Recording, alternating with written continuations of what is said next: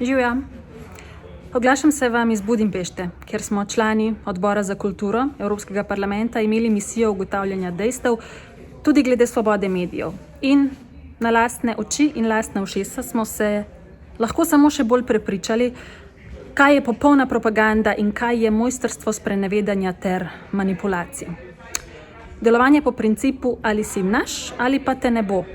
Se nam zveni znano, kaj ne? Verjemite mi, ko vam rečem, da si res ne želimo po poti Madžarske. Prejšnja vlada Janeza Janše, je v Sloveniji pilila ta madžarski model lomastenja po medijih. Odtegovanje financiranja STA, vladno diskreditiranje kritičnega poročanja in cvetenje medijskih satelitov SDS, slednje tudi z madžarskimi lovkami. Njihov cilj je preprost: se jim podrediti ali oditi, jih ubogati ali biti diskreditiran, jim slepo slediti ali biti zavedno omadeževan. Orbanu tukaj je uspelo, Janši doma ne sme. Za izgubiti imamo namreč preveč. RTV so ugrabili.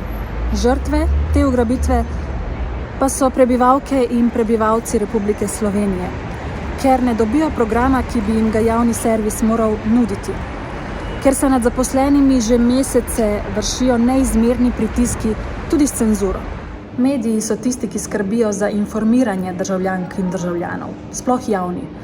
Skrbijo za soustvarjanje vsebin, ki gledalke in gledalce izobražujejo, jim širijo obzorja, jim ponudijo kritičen vpogled v neko določeno tematiko, ponudijo tudi kritično oceno informacij ali dezinformacij in bdijo nad odgovornimi pri upravljanju javnih funkcij, tudi nad mojo funkcijo.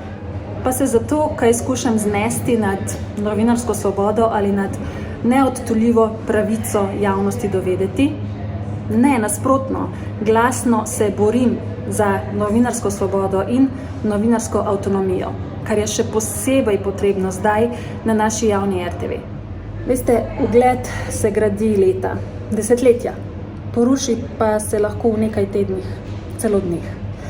Ampak za RTV še ni prepozno in rešimo jo lahko skupaj na referendumu 27. novembra za.